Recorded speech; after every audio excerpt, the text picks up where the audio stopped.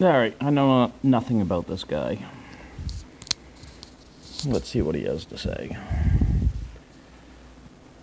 Well, I can't say I know nothing. I looked into him a little bit. He's apparently served on over 100 cases since 2000.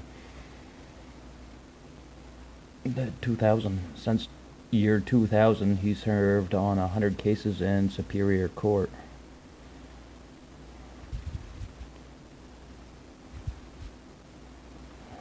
I might have to sign up to these guys.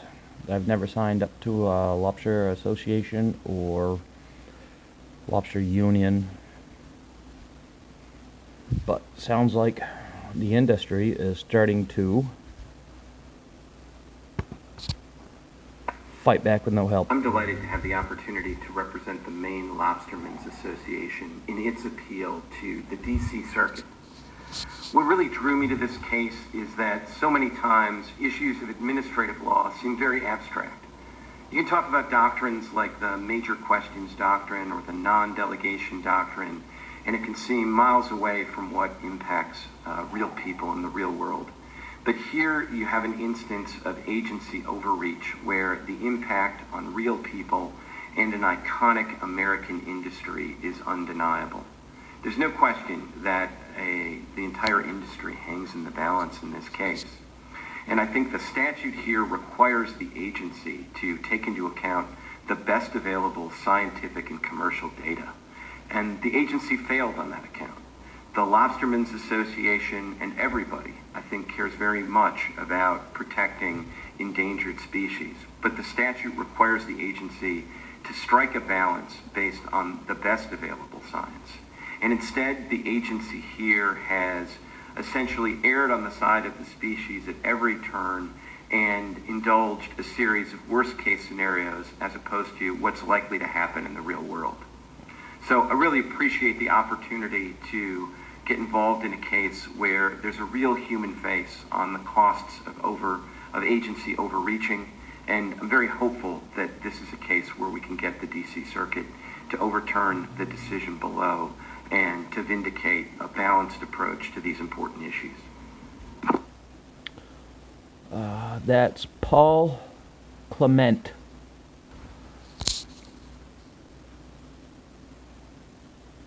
I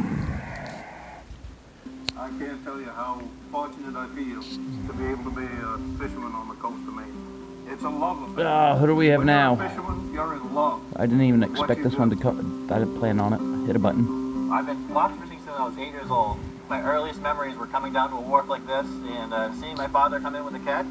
Being a lobster fisherman, I take a lot of pride in maintaining the sustainability of our fishery. We are taught at a really early age that keeping this going is extremely important. What has made the Maine Lobstermen so successful is the opportunity to individualize your business. We don't want to become a big boat fishery. Every single lobster is caught and handled by hand, multiple times, from my boat to the dealer here and so on. It's all owner-operator in this super small boats from little 21-foot skiffs to 50, 60-foot offshore boats. So the diversity of this fishery is immense. The topic of conversation that's been coming up a lot lately are right whales and our interaction with this species. The right whales right now are in an endangered state. We're trying to coexist with them. None of us want to harm a right whale. That would be one of the saddest days of my life if I come upon that. As things develop, we want to be part of the solution. We're always open and willing to sit down and go over different measures that would work for us and for the species. The lobster industry for the last 150 years has been practicing sustainable measures in order to maintain our industry and keep it successful. We've been involved in the right whale protection since the 90s to try to work 97. with science and different conservation groups. We have to continue to have conversation, but actually listen to one another.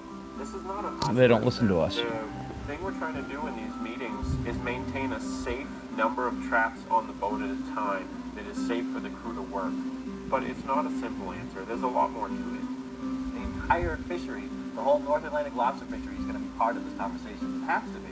We can't really hold everything up. We're not the whole fishery. There are thousands of other fishermen outside of our waters that are actively working. The success of this ocean and this ecosystem and the animals that live within it are directly connected to my success and ability to live here.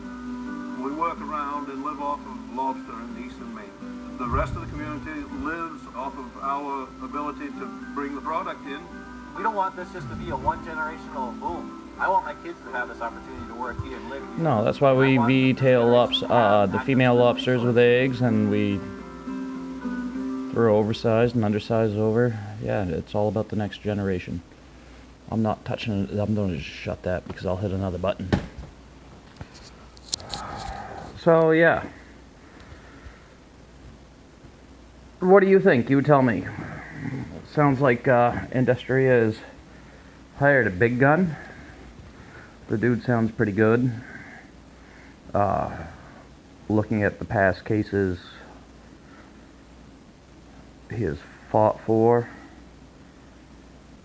and if I read stuff correctly, the reasons he started his own law firm and left his previous law firm. Dude sounds, so far he sounds pretty solid. I'm thinking I just gotta go and join MLA now, the Maine Lobsters Association. Never been a fan of the Lobster Association, never been a fan of the Lobster Union. I like being my own voice, but now it's time to get louder and prouder, and I think they're putting their money where my mouth is. I can stand behind that, and I can throw that money for that. Give me your opinion. I'm just a young dumbass trying to figure out this world like everybody else. You guys have a wonderful evening. Have a better tomorrow. Eat Maine lobster.